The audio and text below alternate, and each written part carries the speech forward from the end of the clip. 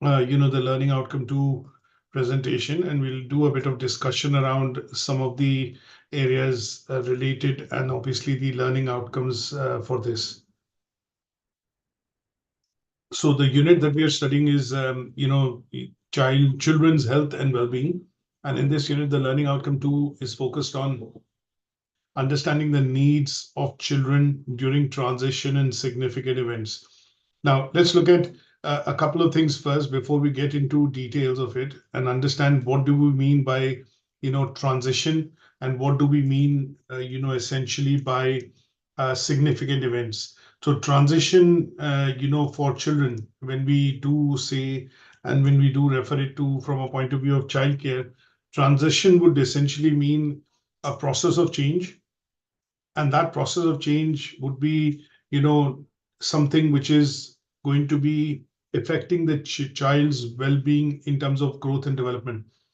So in the early years of of development of child, what we do get to see is that sometimes we see changes happening. Say, for example, your father might have a change of job, or for example, you might change a house. You might be looking at changing a school, or in some places changing the town or city. These are examples of big transition or changes which sometimes children can go through, as far as their early years are concerned. So transition in general would essentially be focused on understanding the process of change, and anything which the child would go through during that stage would be termed as transition. Now, these transitions can have a positive or a negative effect as far as the child's well-being and growth is concerned. And sometimes we have to look at factors that can influence the journey in terms of what change is happening from one stage to the other. And that would mean that in some cases, as I mentioned, transitioning amongst if the child is changing school, or if you're experiencing changes in your pattern in terms of your living. And in some cases, these changes could be psychological, social, emotional changes as well. And all this would be classified as transitions. Now, what are significant events?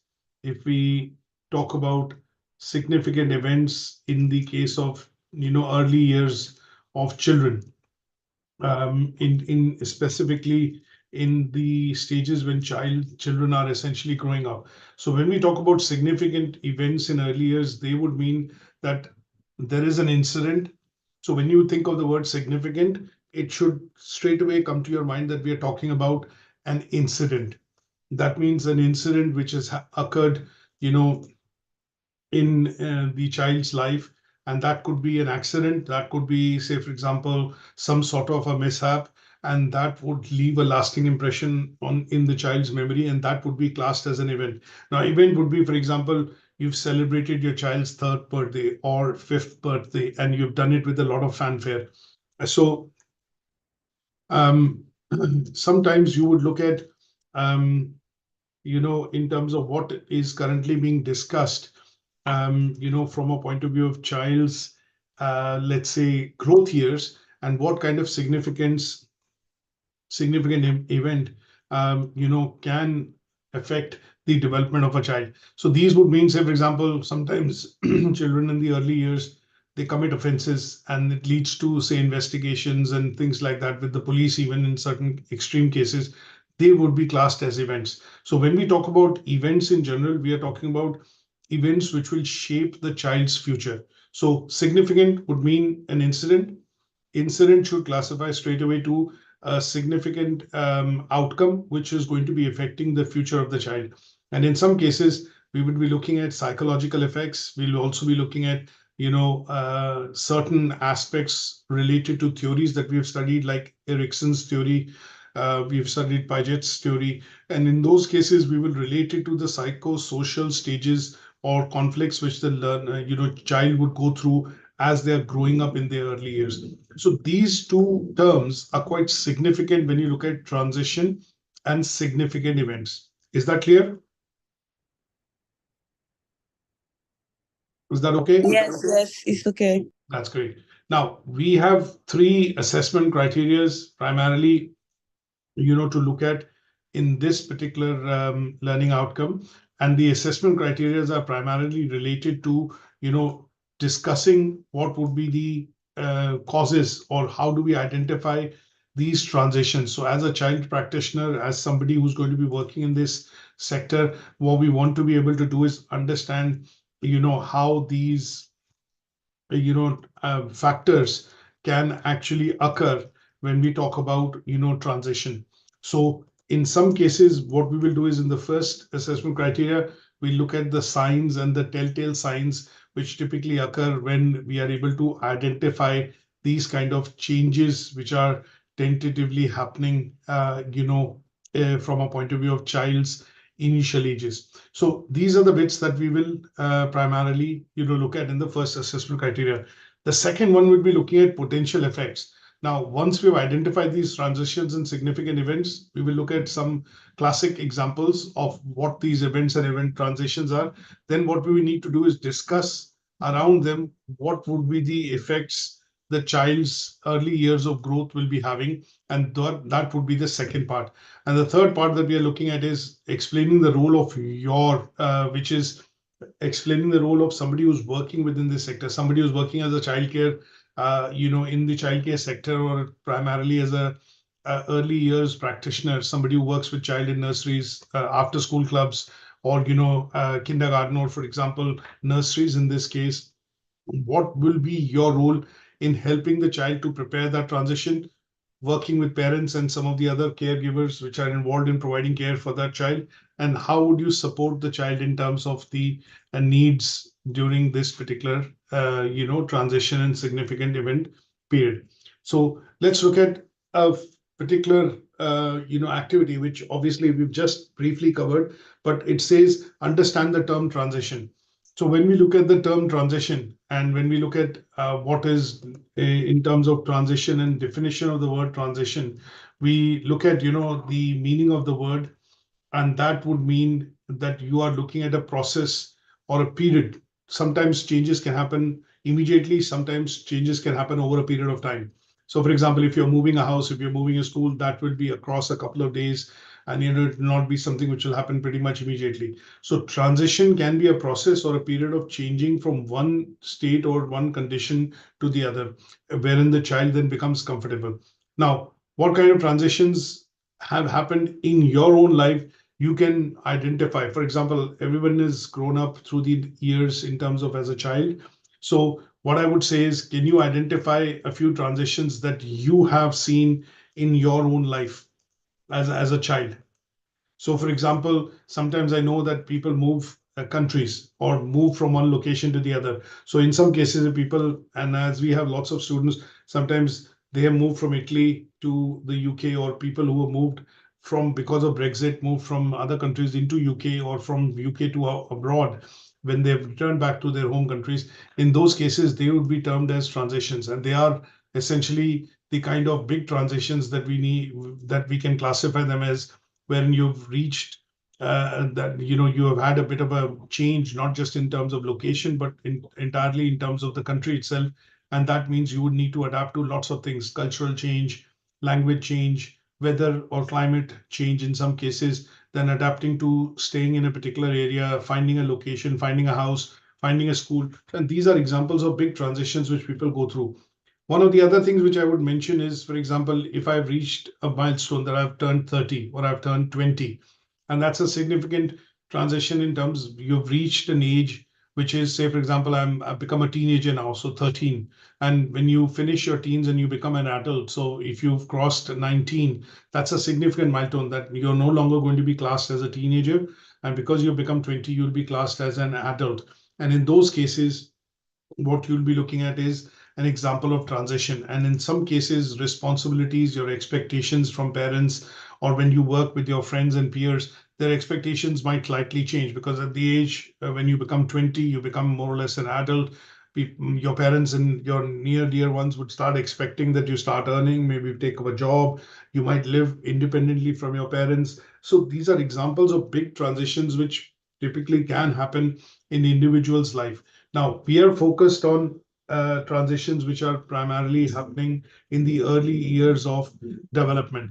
So when we look at another example that I would say is, if, say, for example, somebody passes away, your granny, your grandma, or somebody else passes away, and that's a big transition, because if they were a big part of your life in terms of sorry, your day-to-day life, then, and if they were living with you, and that would be a big transition which you would go through primarily because you're dealing with bereavement.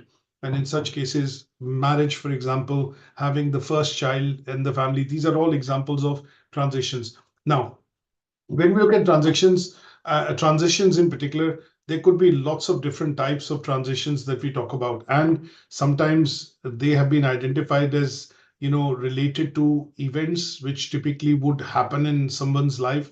And when I say someone, a child's life, and that could be starting school, moving home, arrival of a new sibling, for example. You might have another, your parents might have another baby, or a loss of a loved one. And these are all transitions which the child will see through in the early years of their development. Now, as far as how they are going to be effective, we look at some of the positive and negative effects as we go along in our discussions in in these slides. Now, when we talk about significant events, we talked about experiences which the child would go through, and they would affect the future development of the child. One common example that we get to see within families, and what sometimes children get to see, is the example of parents separating, or parents undergoing, or separating from each other, or children undergoing and seeing divorce of their parents. Now, in modern societies, obviously this tends to be one of the significant developments. In other cases, it could be change of school, change of city, it could be change of, say, for example, a routine that you are used to. So as a child, you were used to a feeding routine 5 times a day or on demand, but when you become 2 years or 3 years old, your patterns and sleep patterns and other bits, would need to adapt. And in those circumstances, what we are looking at primarily is, events which are going to be shaping up significantly, a child's early years. And these two are quite important because of the fact that they will provide lots of challenges which the children would need to adapt to. And in some cases, some of these challenges would also require external help. When I say external help, what means by that is that you'll have help from the childminder, your parents, your carer, maybe your teachers in the school, and they would support you during this particular transition. Now, one of the types of transitions that we look at in terms of, if I have to consider, for example, types of transitions when a baby and a child, might experience if they are 1 or 2 years old, then in some cases you would see that sometimes babies, when they start weaning, that means their teeth start coming out, they get onto solid foods. That's a change or a transition which the baby is undergoing. The transition is that you're going from liquid food, which is just milk, powdered milk or breast milk, to having solid foods or some sort of solid foods, because now you're teething. And in those cases, that will be weaning.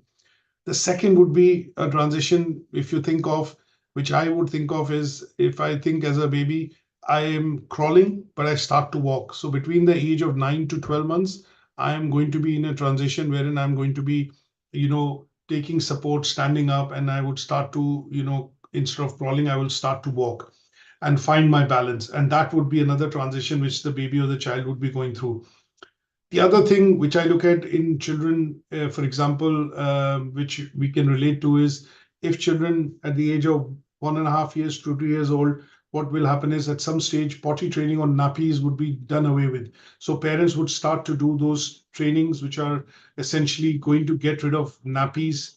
And in this case, you would be toilet trained or potty trained, as I would say. And in those cases, what will happen is that is a significant transition which the baby will be going through. So at some stage, because you start eating solid foods, your feces and other bits would start to not in those cases, I would say nappies would not be conducive. And in this case, parents would start the habit of ensuring that you're able to understand that when you have to go, your toilet training and those kind of activities would essentially start. So it is not very uncommon for children, sometimes when they are cared for, to look at how they would transition from one phase to the other. And some of these early transitions that we get to see between a baby to a child would be things that you would list down, just as an activity in this case, which I've presented on the slide. So things like, sometimes you would be away from your parents, and a childminder would take care of you. So as a practitioner, if you work as a childminder, you would be taking care of the baby. You would be looking at if it's a baby, and in some cases you'll be feeding the baby, changing the nappy, putting the baby to sleep, getting the baby to burp, things like that.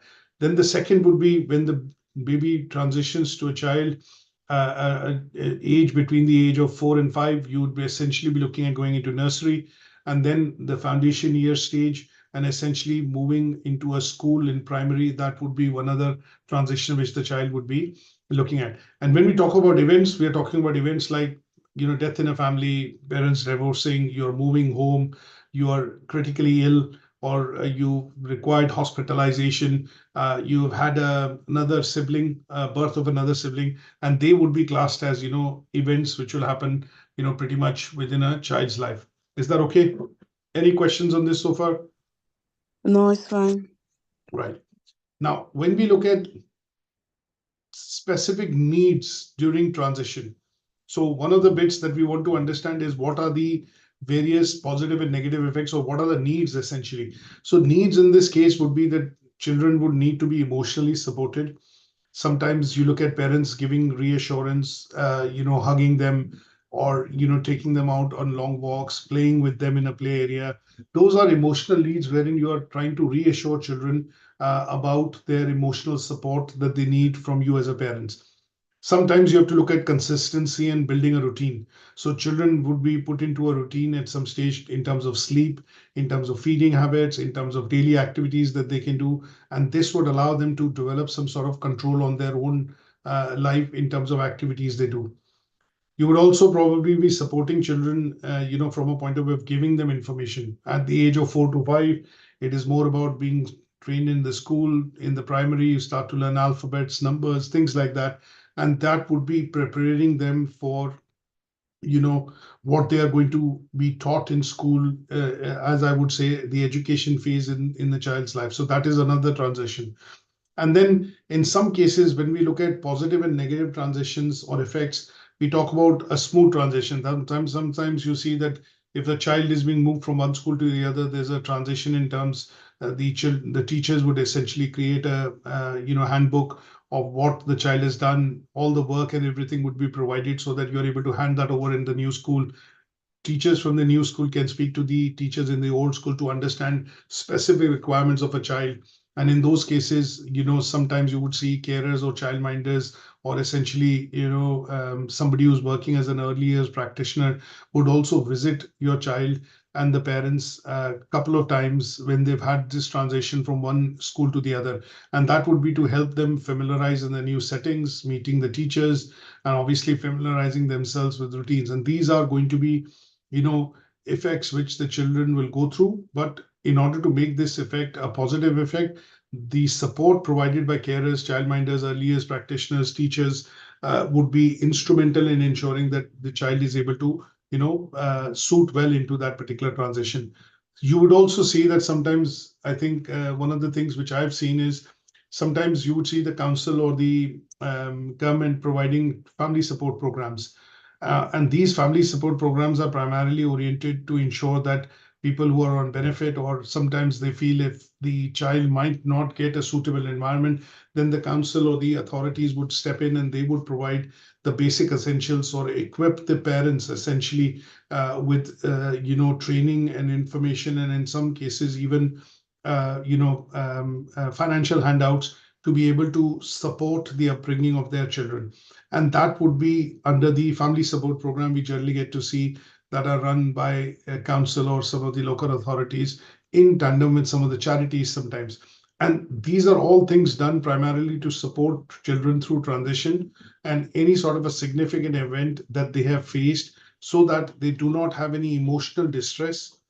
They are able to adapt, and the support that is provided by people or the system around you is to help you get through that transition successfully. And that the success is measured on the fact that this transition or the significant effect should not leave let's say a negative impression or some sort of a baggage on the child when they are growing in the early years of their life. Is that okay? Yes, perfect. Okay.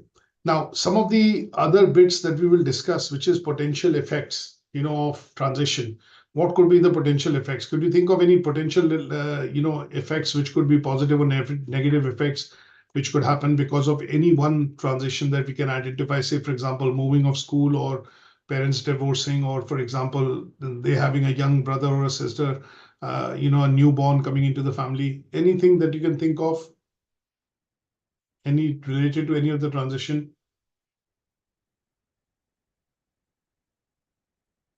Sorry, can you repeat? So can you think of, say, from a child's perspective, what transition they would have, or what could be the potential negative or positive effect of a transition if, for example, they were to, move school, or if the parents were separating, or for example, they've had a death in the family.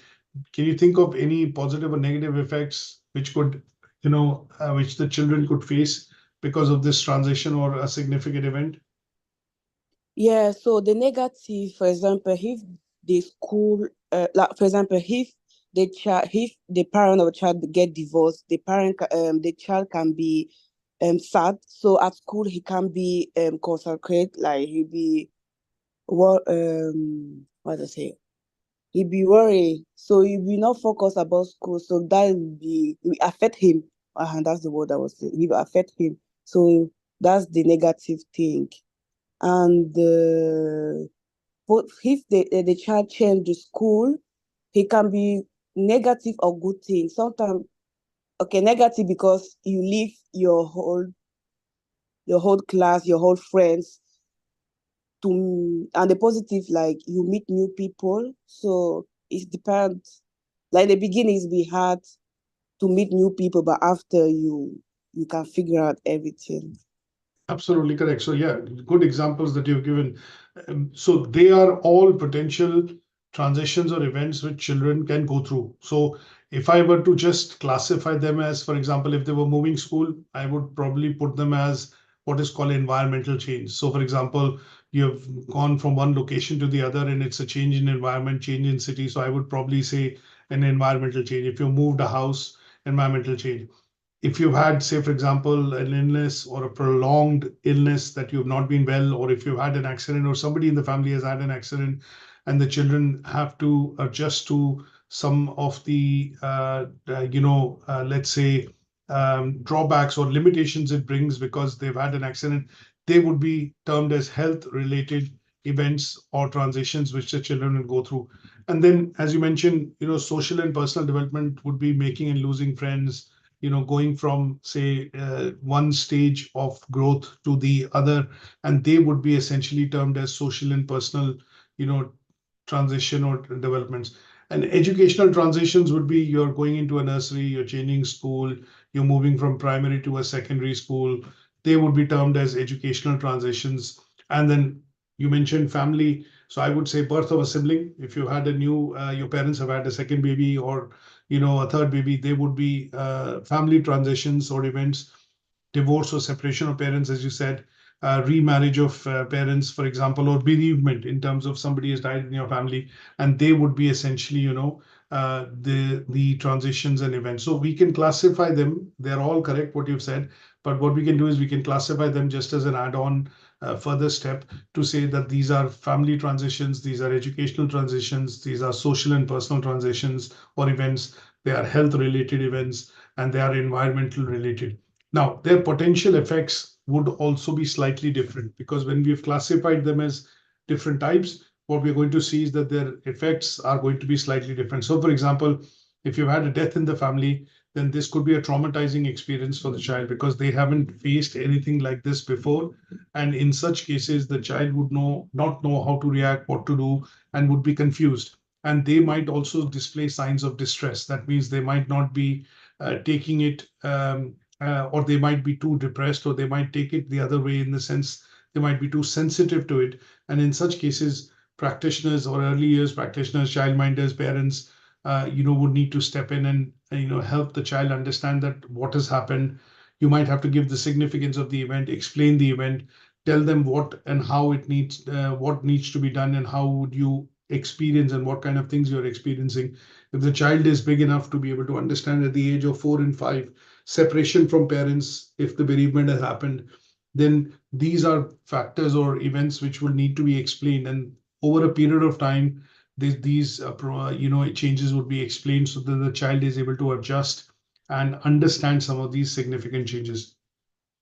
Now, when we look at some of these changes which children go through, there is a website called Young Minds in School, and this particular website, helps schools and nurseries, get hold of resources which are required for children to adapt to some of these events that can occur in a child's early years of development. And this is a good website for you to look at. I'm just going to quickly show this to you, this particular website. And this website provides a lot of resources to schools, parents, and people who are working within this particular sector of childcare to understand, and you download resources so that they are able to provide children who are going through these events and facing these events, to provide the mental health support, well-being support, secure social support, and security in some cases, to be able to understand how to tide over these events and how to go through these transitions. So essentially helping the children cope with these transitions which they are facing.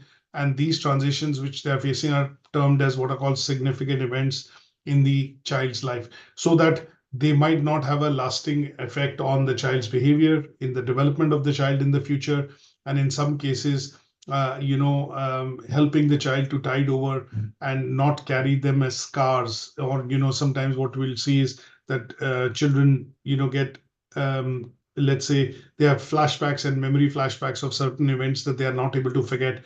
And this would be something which this Young Minds website for schools, which has been set up by the government, would help them provide some of these resources to help children and practitioners tide over some of the after effects, of the events which they've faced. Now, when we look at what is your role typically in terms of the role of early years practitioner, that means if I work with children and I work with children as a childminder in the after school club, or for example, as a nursery, what would be the role that I play in actually helping the child tide over some of these events? So some of the basic bits that I would do is basically help the child experience, if they're experiencing stress and anxiety, I would basically be looking at working with the child to ensure that they do not feel the loss or do not over grief in some situations, and their stress and anxiety levels are managed. They do not show an extreme amount of behavioral change. It does not affect their self-esteem and confidence, because sometimes you can see some of these events or things can actually have a detrimental effect in the case of children, because they are essentially facing some of these let's say potential effects on their own. And that is where we as early years practitioners step in, because we recognize that there is a change in the behavior or the pattern of the child, that they are not sleeping at the same time as they're used to, they are not eating the same amount of food or during the same intervals as they are doing, they are not mingling or playing with their friends and in their peer group, they might be seemingly detached from some of the activities that we are thinking about that they normally do on a day-to-day basis. And these would be the signs which will help you understand that there are things which you would need to do, because we are noting and identifying some of these signs which are usual, away from the usual behavior the child essentially shows when we talk about dealing with these transitions and events. So in this case, you might pick up signs which could be in the school, which could be in the school from a point of view of academic or education. There could be signs that you pick up when children are interacting in play areas or doing activities which could be social. There could be signs that you would pick out, which is where you're observing the child as a practitioner, as a childminder, as a teacher, as a parent, as a carer, and you pick out some of the emotional and psychological effects that they are going through in terms of lack of confidence, or they are becoming too irritated, or sometimes they are too stressed, or they are too, let's say, they are showing anxiety. And in such cases, you would pick up these signs to understand that there is some distress, and we need to step in as a practitioner to be able to help understand what and what is causing this particular, transition, or is it an event? Now, in some cases, our role, when we look at in particular, would be quite crucial. Our role is going to be very, very crucial in this context, because when we talk about, if you look at the third particular learning outcome, what we are looking at in this case is how do we help the child in overcoming some of these, transitions which they are facing. So that is what we need to look at and identify some of these behaviors, and then look at discussing them with parents, with carers, and people who are providing this care, so that they are able to tide over this particular event or transition that they are facing. So what is going to be a childminder's role or practitioner's role? Their role is going to be helping the parent, the caregiver, or in this case, somebody who works with the children directly. As a practitioner, my role would be to work with them and help give them advice, information, and guidance to identify the signs of why this is an event or a transition. First, to identify the event or a transition. And once you identified them, then giving them solutions to be able to help work with the child to help plan this particular transition, or help the child and the family members, or the childminders, to basically go over this transition successfully. So you could look at providing information. You could look at, say, for example, making regular visits to understand the child's behavior, their interaction with others in the external environment, specifically when they're looking at doing activities, or when they are playing with their siblings, or when they are playing with their friends in the nursery, or in the school. It could be to look at also, asking the practitioners would be also asking, I'll put it this way, the childminders, the parents, the caregivers, to start looking at doing role plays. And that role plays, or social stories, or telling of stories, essentially, which are going to be scenario based, would be to help child understand and build the process of understanding in terms of what is happening. And that approach would allow children in the early years to explore their feelings, understand, their thoughts. And obviously, in some cases, they will raise questions, they will ask counter questions, and they would then need to be addressed. And that would help them tide over that particular transition or that significant event. Now, in addition to this, you would also be looking at, for example, helping them build independent skills. That means you'd be looking at asking them to take on activities like dressing themselves. Sometimes you look at asking them to, clean up your play area or your activity area, tidy up your toys. You might be looking at giving them instructions, essentially, which will help them build some skills and, understand why this information is being asked from them, or why they're being asked to do this particular activity or this particular bit. And in some cases, you would generally see one of the most important things which is mentioned in the slide is you see sometimes children cuddle with toys. And that goes to show that they need reassurance, support. And that is where, if they miss their parent, or if they miss their near dear ones or their siblings, they would normally hug a toy.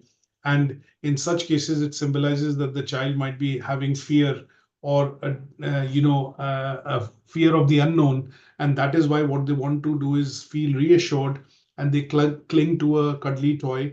And this is where the parents and the practitioners would need to come in and obviously, explain, give information that, you don't need to be worried, or you don't need to be, you are in front of your, you're with your parents, you're with your, friends, or you're with your close ones. And that would essentially, be useful for them to understand that, yes, it is not normal, and I can depend on others, and I can interact with others, I can, hug others in some cases. And that would basically give them that reassurance that they need sometimes when they feel, anxious, or they feel they are fearing, let's say they are in a situation where they get fearful. And that would be looking at, making sure that every time something happens, they, cling to that toy or grab that toy for cuddling. That would be to look at recognizing that behavior, and then talking to the child and the, parents or the carer, to say that this is a situation which basically means that the child is fearing something or is uncertain about something, and they need mental and emotional support. And that is where you need to step in and reassure them of the situation. Or, for example, suddenly, I'll give you a practical example. Suddenly, sometimes what happens is if you switch off the light in the room, or if the light goes, which obviously does not happen in the UK, but otherwise, if you switch off the light suddenly and the child hasn't been in an environment wherein the room is dark, they will suddenly cling to a particular toy or try and grab a toy before they start crying or making noises. So if that is a situation which to happen, then what would be the signs that you would identify as a practitioner? What does it tell you straight away when you see that situation? Any ideas? No. Okay, so if, say, for example, you suddenly see you have a child playing in the room and they're alone and they're in their own activity area with their toys, you suddenly see that the light switches off or it becomes dark. You would see that they would normally cling on to a toy or hold on to something quite tightly if they've not faced this situation before. So sometimes what happens is switching on the light back, they will give you a smile. They'll smile at you and they'll say, okay, okay, now nothing's happened, nothing's happened. And, they'll carry on with their work. Sometimes if the light is switched off for a while, then after a few seconds or a few moments, what will happen is they'll start to cry as if they feel alone in that room. So in some cases, this would give you a sign, or this will tell you that they have not been in the dark, they have not experienced dark, and because they haven't experienced dark, they are facing this situation for the first time. And what they do is they normally react by crying or cuddling to a particular toy. And when the light switches back on, they will smile back at you and they will feel a bit more relaxed. But sometimes what will happen is if the light switches off and you come back and the light switches back on, they'll straight away crawl towards you or, hug you tightly. And that is giving you a sign that obviously the child is unsecure or feels unsecure. And in this case, they need a bit of a reassuring support to say that, there is somebody else in the room, you're not alone. And, that gives them the comfort factor. So these are things that you sometimes have to do in order to build their skills, to build their confidence, and to play activities which are going to be role play activities, and they would help them understand certain situations or explore situations. And this would be the role of the practitioner. So providing information, visiting them in the new settings, looking at doing role plays to give them confidence about their skills and their abilities to be able to comprehend a situation, helping them build skills, and in some cases providing emotional and social support, primarily by reassuring that these are events, or in certain circumstances they are not alone, and this is they're not left on their own, and that would be beneficial for the development of the child. And that would essentially be the role of the practitioner that we get to see in terms of how you would primarily work and support parents, carers, or teachers, or some of the other key members who are actually helping the child and looking after the development of the child in the early years. So observing and monitoring would be one of the key activities that you would do as a practitioner, because you have a sense of understanding of what are the main things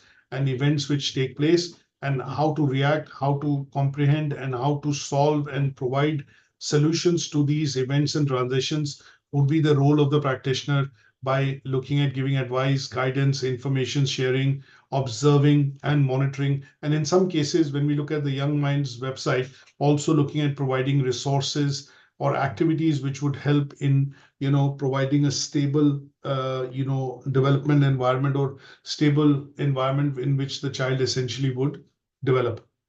Is that okay? Any questions on this today? No, it's fine.